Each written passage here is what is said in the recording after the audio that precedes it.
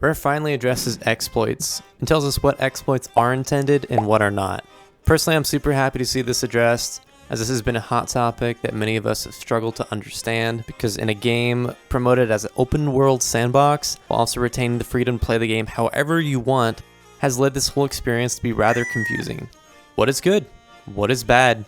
Tools not rules? But don't do that. We can all agree that developers are way overdue to come out and clear the air, so thank you Drew Stevens for covering this. First up on the list is ladder juking. Rare considers this acceptable and fair game.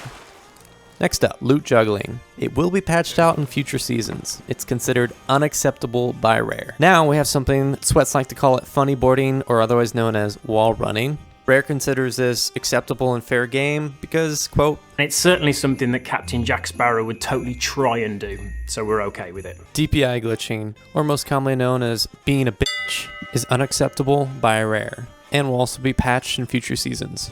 Ladder launching.